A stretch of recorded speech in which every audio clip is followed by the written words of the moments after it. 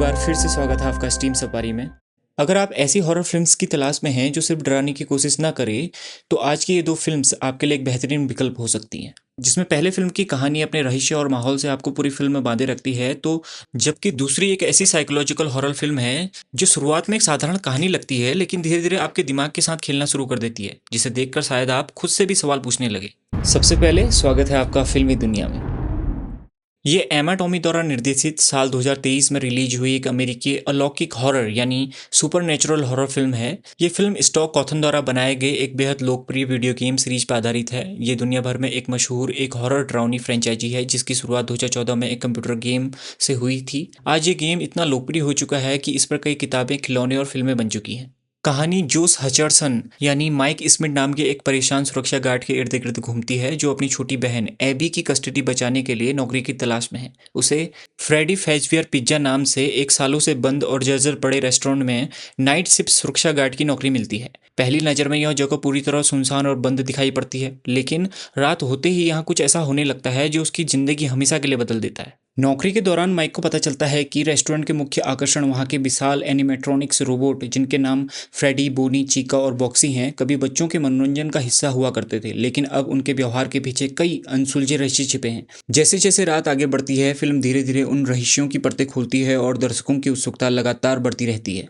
Five nights eight Freddy नाम से ये फिल्म जियो हॉटस्टार में हिंदी लैंग्वेज में अवेलेबल है। इस फिल्म का दूसरा भाग 2025 में रिलीज हुआ था। वहीं दूसरी फिल्म इस दुनिया को और आगे बढ़ाती है। इस फिल्म की कहानी पहले फिल्म के एक साल की बात की है, जिसमें शहर में एक फेज फेस्ट का आयोजन होता है। इसमें गेम के दूसरे पार्ट से प्रेरित होकर और चमकदार प्लास्टिक वाले टॉय एनिमेट्रॉनिक्स फ्रेडी, चीका, बोनी को पेश किया गया है। इसमें पहले से जुड़े कई सवालों के जवाब मिलने शुरू होते हैं, नए किरदार सामने आते हैं और खतरा पहले से कहीं ज़्यादा बढ़ जाता है। फिल्म का स्केल भी बड़ा महसूस होने लगता है और रहस्य पहले से अधिक गहरा हो जाता है। अगर पहली फिल्म ने आपको इस दुनिया से परिचित कराया था, तो दूसरी फिल्म आपको इसके पीछे छिपे बड़े रहस्यों के और करीब ले जाती है। दोनों फिल्मों की सबसे बड़ी खासियत इसका वातावरण है। अंधेरे गलियारे, खामोश कमरे, हल्की हल्की आवाज़ें और हर पल बना रहने वाला तनाव आपको स्क्रीन से जुड़े रहने पर मजबूर करता है। ये फिल्म तेज जंप स्केयर्स से ज़्यादा सस्पेंस और मनोवैज्ञानिक तनाव पर ध्यान देती है। यही वजह है कि फिल्म की शुरुआत से आखिरी तक आपकी दिलचस्पी इसमें बनी रहती है। अगर आपने five nights at Freddy's game खेले हैं, तो इन फिल्मों में आपको कई ऐसे रेफरेंस और ईस्टर गेम्स देखने को मिलेंगे जो आपके अनुभव को और मज़ेदार बना देंगे।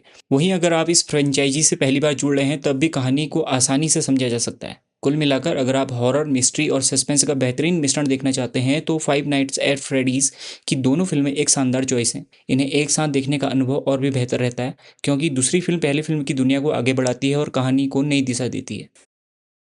इस कैटेगरी में हमारी अगली फिल्म जॉर्डन पील द्वारा निर्देशित 2019 में रिलीज हुई एक बेहद लोकप्रिय अमेरिकी साइकोलॉजिकल हॉरर थ्रिलर फिल्म है। ये फिल्म अपने गहरे सामाजिक संदेश, बेहतरीन सस्पेंस और एक चौंकाने वाले क्लाइमैक्स के लिए जानी जाती है। फिल्म की कहानी लुबिथा न्योंगे यानी एडिलेथ थॉमस नाम की महिला और उसके परिवार, पति गेव, बेटी जूजू और बेटा जेसन के इर्द गिर्द घूमती है। वे सभी कैलिफोर्निया सांता क्रूज में छुट्टियां मनाने जाते हैं। एडिलेथ बचपन में इसी बीच पर अपने परिवार से अलग होकर एक मिरर हाउस यानी शीश महल में भटक गई थी, जहां उसका सामना हूबहू अपनी जैसी दिखने वाली एक लड़की से हुआ था। उस हादसे के बाद वो गहरे सदमे में चली गई थी। छुट्टियां मनाने के दौरान वे सभी समुद्र किनारे बने अपने घर में रहते हैं। सब कुछ सामान्य चल रहा होता है, लेकिन एक रात उनके घर के बाहर चार रहस्यमय लोग दिखाई देते हैं। यहीं से फिल्म एक ऐसे सफर पर निकलती है जहां हर नया सीन आपके मन में एक नया सवाल पैदा करता है। आखिर ये लोग कौन हैं? ये परिवार का पीछा क्यों कर रहे हैं? और इनके पीछे कौन सा ऐसा राज छिपा है जो पूरी कहानी को बदल देता है? इस फिल्म की सबसे बड़ी ताकत इसका माहौल है। डर केवल अचानक आने वाले दृश्यों से पैदा नहीं होता, बल्कि हर पल महसूस होने वाला तनाव आपको स्क्रीन से हटने नहीं देता। सिनेमेटोग्राफी, बैकग्राउंड म्यूजिक और साउंड डिज़ाइन मिलकर ऐसा अनुभव बनाते हैं कि आप लगातार बेचैन बने रहें।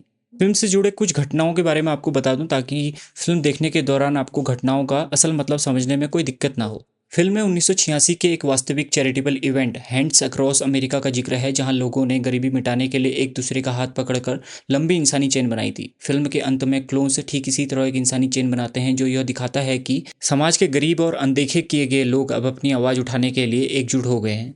फिल्म में कई जगह एक शख्स 11-11 लिखी हुई तख्ती पकड़े दिखता है। बाइबल की इस आयत का मतलब, मैं उन पे एक ऐसी आपदा लाने जा रहा हूँ जिससे वे बच नहीं पाएंगे, भले ही वे मुझे पुकारे, मैं उनकी नहीं सुनूंगा। ये फिल्म में आने वाली तबाही का संकेत था। फिल्म में क्लोन्स हथियारों के रूप में कैंची का इस्तेमाल करते हैं। कैंची के दो हिस्से होते हैं जो आपस में जुड़े होते हैं, जो असली इंसान और उसके क्लोन्स के जुड़ाव को दर्शाता है। साथ ही कैंची का काम दो चीज़ों को अलग करना या काटना होता है, जिसका मतलब है असली इंसान और क्लोन्स के बीच के बंधन को काटना। फिल्म की शुरुआत में और जमीन के नीचे भारी संख्या में खरगोश दिखाए गए हैं। खरगोशों का इस्तेमाल मेडिकल एक्सपेरिमेंट के लिए किया जाता है, ठीक वैसे ही जैसे इन क्लोन्स का इस्तेमाल सरकारी प्रयोग के लिए किया गया था। अस नाम से ये फिल्म जी हॉटस्टार में हिंदी लैंग्वेज में अवेलेबल है। अगर आपको ऐसी फिल्म पसंद है जिसमें हॉरर के साथ साथ गहरा मतलब भी छिपा हो तो अस आपको बिल्कुल निराश नहीं करेगी। ये फिल्म सिर्फ डराने की कोशिश नहीं करती, बल्कि आपको सोचने पर मजबूर करती है कि इंसान की असली पहचान क्या है और हमारे अंदर कौन से डर छिपे हैं। अगर आपने ये फिल्में देखी हैं तो कमेंट करके बताइए कि आपको कौन सी फिल्म ज़्यादा पसंद आई।